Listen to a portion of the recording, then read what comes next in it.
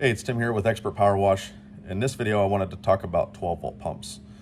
Ran across a great post on Facebook that somebody made talking about the pros and the cons of 12 volts.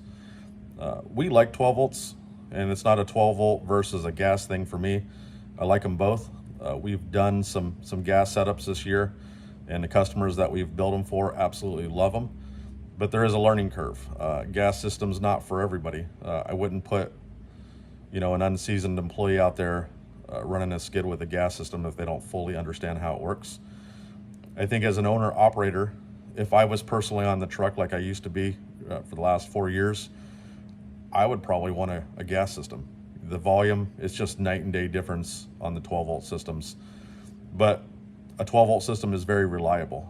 They're very easy to fix out in the field if you have the necessary items with you.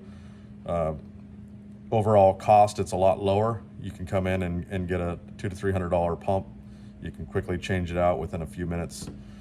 Some of the AR45 stuff, that's what we prefer, and that's what we've been messing with. If you don't have that stuff on hand, you're going to be down for a week or two. So if that's something that, we can go down the long road of talking gas versus 12 volts, but that's not what this video is about today. I wanted to show you how we do 12 volts and why, if you do them right, they will last a lot longer than your typical 12 volt setups. So let's take a look at this plate. I'm going to show you everything that we've done to kind of prolong the life and make this thing as best as we could possibly make it. Let's take a look. All right, here it is. We call this our plate mounted pump system. This one's going to be the 5.3 Remco. We do build these in the 7 GPM, 100 PSI versions as well. I apologize in advance if this runs a little bit long. This is one of those areas where, we've worked tirelessly to get these things right. You may look at this and say, okay, it's just a switch, wiring, pump, fuse, not really a big deal, right? Wrong. That's where most people start to have issues, because they approach it like that and they look at it like that. But if you can do these things right and put all the quality materials into these things, they're going to last, or they're going to last longer than what they typically do. So we'll go over to the switch. This is a super high quality. This is the absolute best switch that we could find. So we weren't going for a price point when we put this thing together. We were going for the ability to make this thing last as long as it can possibly last. With that, you're getting a $59 switch. It's expensive. You can go get a $5 toggle switch from the auto parts store, but that's about what it's going to be worth. I'm not saying that you guys have to build these like me, or you have to use all this stuff for it to work. This is just the way that we do it. If you buy one from us, you buy a skid, this is what you're going to get. There's lots of stuff out there that are alternatives that could possibly work, but yeah, this is a waterproof marine grade quality switch. It's a rocker switch. Works very well. It has 10 gauge wire. And then we'll just kind of follow through the wiring here and I'll show you what we've done. So this is a completely sealed, molded connection here. And then inside there, which you can't see, we use a high heat, pure tinned copper butt connector. That's important because, if you use filler material type connections, it's not going to conduct as well. So you possibly have fail points in anywhere where you do these things. I like to try to eliminate as much liquids, especially the chemicals, with getting into the wires. You guys, I don't know if you've ever sprayed bleach around electricity. You know that bleach can conduct. And when you're dealing with things like this, they can overheat, they can get hot.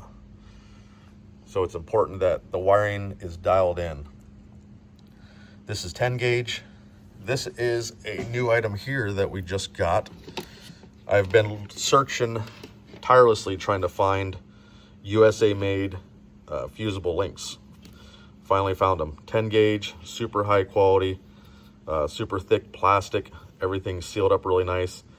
The cool thing about this too, you get a full size fuse in here, so we're not using the minis or any of those other ones. I'm sure they're fine, but this is just the way that we do it. 10 gauge wire. Let's talk about the ends here. So this is a 3M heat shrink.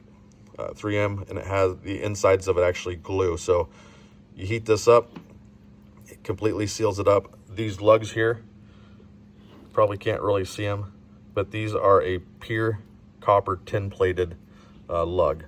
So it's not going to corrode up. It's going to be, water bleach resistant, and it's going to conduct well because it's, it's a quality lug. And we put those on all the fittings along with those butt connectors that I mentioned. The plate is CNC cut, laser cut. It's a good, solid, nice plate. Kind of see the back of it there. The way that we mounted these pumps on here is these have, let's see if you can see in there, there's a nut there. So you don't actually have to put a wrench on the back of this to be able to take the pump off. We've had earlier versions like that, and it was just a real pain to maintenance these. So there's actually another nut in there. So this is kind of like a peg. You just loosen up the 4 and then just pull it directly off. Pop another one on and tighten it up. It takes about a minute. This is all stainless. We're not cutting corners on any of the hardware that we're using on these. So aluminum plate, and then stainless nuts, bolts, washers. And then I guess lastly, down to the pump. This is a Remco pump. As you can see, it's made in the USA. We've messed around with a few other pumps, and we always just kind of come back to Remco's. There was a slight issue last year where there were some pressure switch issues. Remco did take care of that. We have their tech support. We have a direct line to that, and any question that we've ever had with these things, they're super quick to get back to us. They've sent pressure switches to us. They've done a really good job at this point of taking care of us and our customers. So we're going to continue to support, an American company that does that. So their pumps these Remco pumps are going to be our top choice.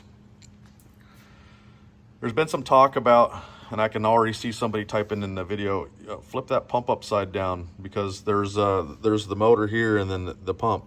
There is a seal. This seal can go bad. This question's been asked many, many times with Remco tech support, and we all just come back to the same conclusion that it really doesn't matter. Now, this is going to be a preference. If somebody wants one of these and they want us to flip it upside down for them, so be it, we'll flip it. But we haven't seen any issues with having this way. We got one that's 6 months. I think our oldest one of these pumps that we have out right now, maybe close to 9 months. If you rinse these things out, take care of them, don't leave a bunch of bleach in them, they're going to last a little bit longer. Now, if you go from job to job and you're only rinsing maybe once a day instead of after each job, well, it's probably gonna deteriorate a lot faster. So that's our plate mounted pump. I know we got way in the weeds with a couple different things here, but this is what we put on our skids. I'll take you around. There is a 7-gallon, 100 PSI on the back there. This one down there is going to have our 5.3. And then this one over here, this is our skid that's in progress. This is gonna have the 7. So if you're looking for a good quality pump, or you're looking for a skid where the details matter, we do kind of obsess over some of this stuff and probably go a little bit further into this than what some might. So let me know if we can help. Hope you guys enjoyed the video and it wasn't too long talking about pumps and wiring. And I'll post more stuff as I think of it for you guys. I'll see you in the next video.